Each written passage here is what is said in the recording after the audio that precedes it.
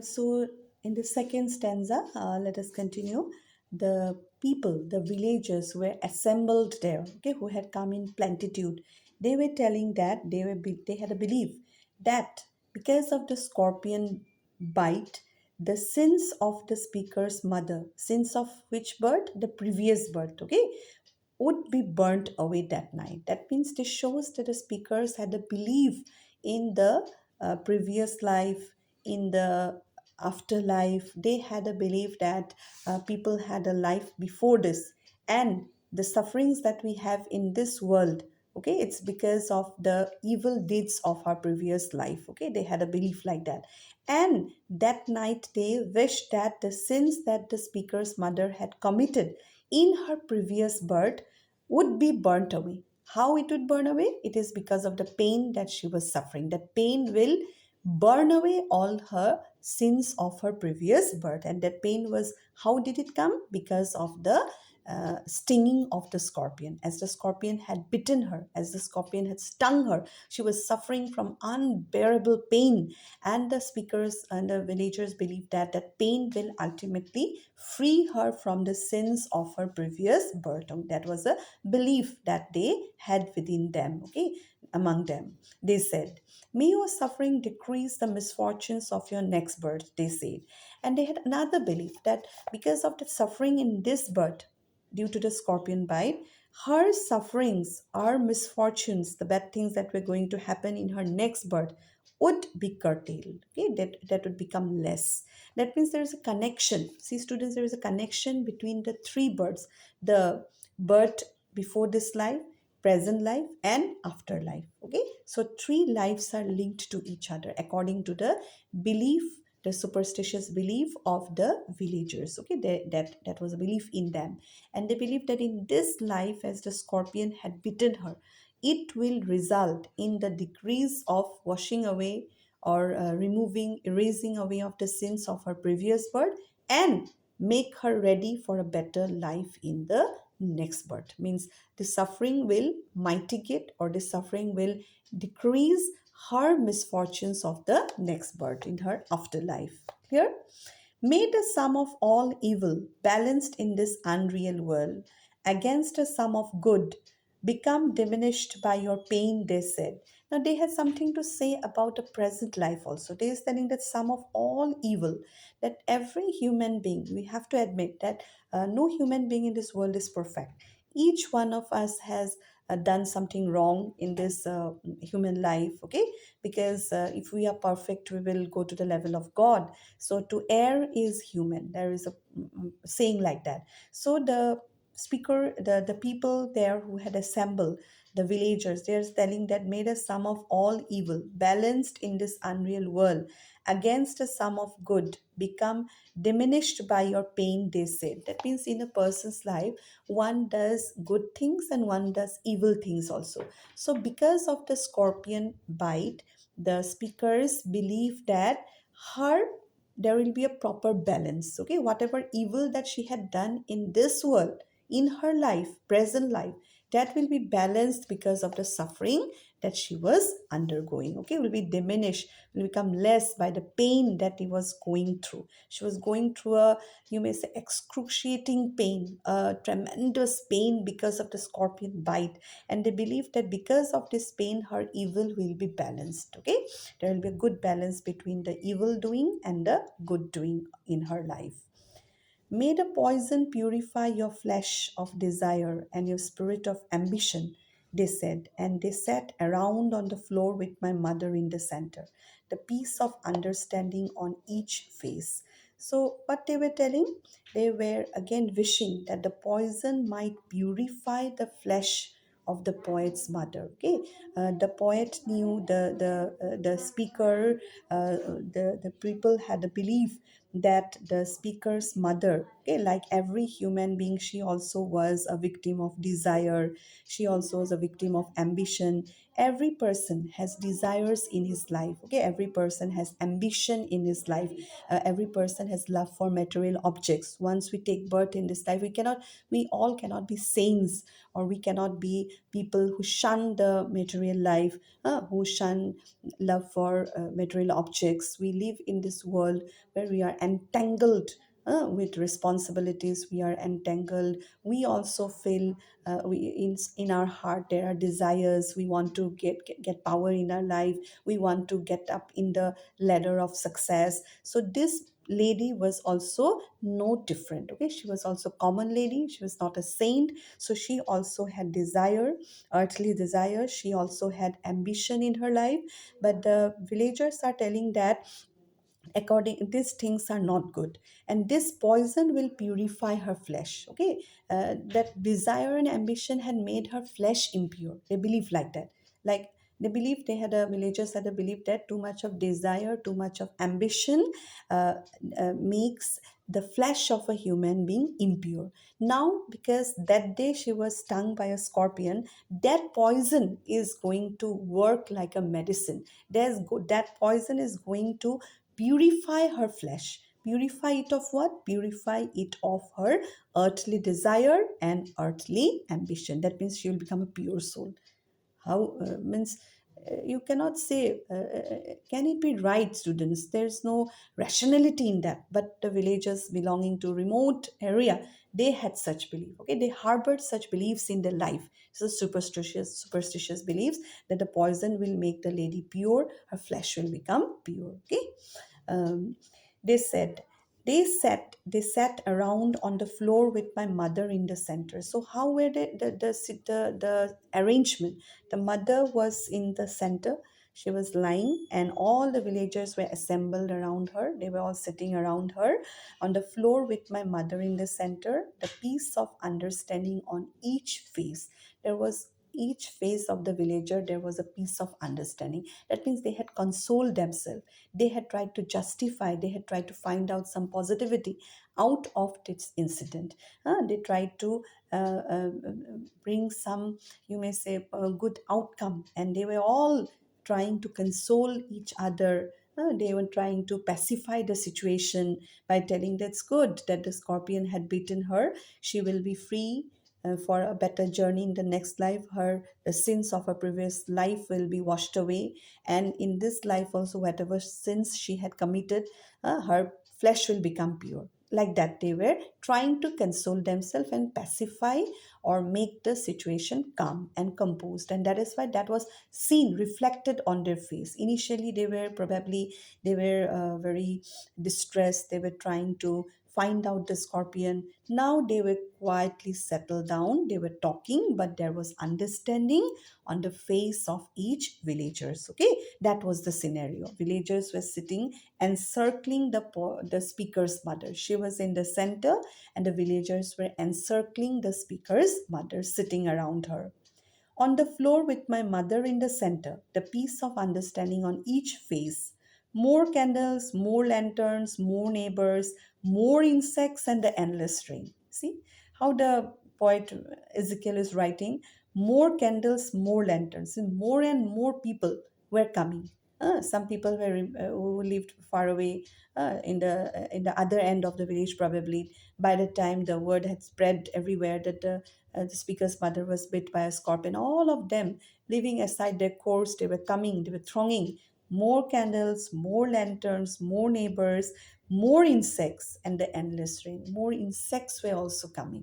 And more rain, endless rain. The rain was unending. That was the scenario. Okay, my mother twisted through and through, groaning on a mat. If you have must have your books with you all. Underline this. This two lines give a picture of the poet's mother. So far, we didn't come to know what was the poet's mother doing. We just came to know about the villagers. These two lines highlight the situation of the poet's mother. What was she doing?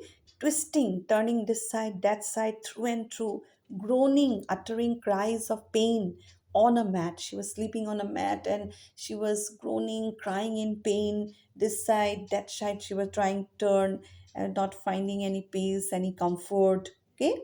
My father, skeptic rationalist, trying every curse and blessing, powder, mixture, herb, and hybrid. Now we get to know about the speaker's father. Okay, what was the father? What was his role? The speaker's father means the victim's husband, the woman's husband. As a husband, what he was doing, okay, at that time. He was what kind of a person? He was a skeptic. Skeptic means a person who questions the opinions of others, who is not a blind believer in what others say. Okay, they don't believe in what others say and they question. He was a rationalist. Rationalist means a person who wants to try to find out what is right and what is wrong. Okay, what is true and what is false, means not purely a superstitious person. He was a skeptic. He questions everything. Okay, so the father was a skeptic, was a rationalist. He was trying every curse and blessing, means he was trying his best to save his wife. The villagers talking about the curse, about her sins, they were talking about the blessings. He was also trying his best. Okay, made the blessings work, made the curse also turn out to be a remover of her sins. And powder, mixture, herb, and hybrid. And he was also trying something on his own, some kind of powder he was applying on the wife. Mixture, herb, means you all know that the villagers generally they have faith in some herbs, medicinal herbs, now as it is a country India now also, in this age of where medical sciences progress so much, there are people in India who believe in these herbs, this homeopathic and other kinds of medicines. Okay, they think that these are going to heal. So everyone have their own belief, we don't want to talk about these things. But similarly the father also was trying a kind every kind of herb, hybrid, mixing things, putting that on the woman's body, trying. Okay, he's trying everything, blessings, curses, powder, mixture, herbs. Let's see what works. Okay, he just wants that his wife should recover. He poured a little paraffin. Paraffin, student, means a kind of fuel. It's made of coal or petroleum. Underline that he was trying a little paraffin upon the bitten toe and put a match to it. So that's a strange thing that he had done. Probably it was a practice among the villagers. He put a little fuel upon the toe. Now we come to know where was the spot. The exact spot was the toe of the speaker's mother, where the scorpion has stung. Okay, so on the toe, the speaker's father, the victim's husband, put a little paraffin and then he put a match onto it. What will happen? Then it'll burn. I watched the flame feeding on my mother. Then what happened to the speaker? He was also present there. And he watched the whole scene he was watching. And he was really shocked to see how the flames were eating his mother's toe. Feeding upon means eating his mother's toe. I watched the holy man perform his rites. Now that thing, student, is very symbolic. Seeing his mother's toe being burned in flames, that is symbolic of what, that is symbolic of another thing. He could see that at that time, literally he could see his mother's toe being burned, but that again is a picture, apprehensive, okay, of the whole body being burned. Because whenever a person dies, in most of the Hindu communities, when a person dies, what happens? The body is burned. So probably it was a very terrifying picture for the speaker. Okay, because he knew that if the mother does not recover very soon, her whole body will be eaten by flames. Okay, the flames will feed on her whole body. So for a son or a daughter to imagine the loved ones, the mother, the father, who are the most loved persons on this earth, when they apprehend the flames burning away their bodies and turning them into ash, what kind of feeling will come into the heart of that person? The speaker, that's why he was so, you may say, he was so touched. He could vividly remember the whole night. Okay, he was feeling very scared, he was feeling very, you may say, tensed, and it's a kind of very nightmarish experience for him. And that picture came to his mind, that if his mother does not recover, the flame now which is burning her toe, it will burn her whole body. I watched the holy man perform his rites to tame the poison with an incantation, chanting mantras. There was a holy man also was present there. And don't you think? don't you know that, you must be knowing that when a person's body is burnt, a holy man, a priest also goes to that cremation ground, and he also chants the mantras. You just don't go and burn a person like that, a dead body. Okay, the mantras are chanted. So that whole situation, that aura was created. A dead body being burned, mantras being chanted, that thing affected the speaker a lot. Okay, although it was not a reality, he knew that very soon this might be the reality. Okay, there was a holy man who was performing the rites. Why was he doing that? In order to tame the poison of the scorpion. He was chanting mantras, means everyone was playing their part. A holy man was there, the villagers were uttering the name of God, the father was mixing all kinds of herbs and all, and putting, and he was trying the trick also, the paraffin trick. All these things, all everyone's motto was to relieve the woman of her pain and save her life. After 20 hours, it lost its sting. Ultimately, it worked. What worked? Maybe the combined efforts, the prayers of the people, God knows, but ultimately it worked. 20 long hours it took. It lost its sting. The scorpion lost its sting. The poison was gone. Okay? Last stanza of the poem. See, my mother only said, when the mother was back to her normalcy, what did the mother say? Thank God the scorpion picked on me and spared my children. How, how means, you may say, how large hearted she was. In fact, every mother is like that. Okay, now you can understand the intensity. Can't you realize, students, the intensity of the love of a mother? Once she was relieved of her pain, once she came back to the normalcy, she, in spite of thanking God for herself, her being relieved of the pain, she was thanking God for another reason. She was thanking God, that's good that I got the pain, I suffered the ordeal, not my children. Thank God the scorpion did not bite my children, spared them, and they bit me. See, this shows the selfless nature of a mother's love. Typical Indian mother. All over, I think the mothers are the same, but emphasizing on the Indian mothers who are epitomes of sacrifice, selfless sacrifice, and they lay their lives bare. Okay, they sacrifice their life at the altar of the children's progress and career. Okay, so this mother also a, an innocent lady, a villager. After she recovered, she was thanking God that, thank God I was the victim, I was the sufferer, not my children. See how deep her love for her children, how selfless it was. Okay, so here we come to the end of the poem. So, students, haven't you seen? It's a typical representation of a village scenario, a village, a remote Indian village where an incident takes place. See, our life is full of ups and downs. We all know that, and when some suffering come to our life, misfortune come to our life, how we handle that. It will happen as we have taken birth as human beings.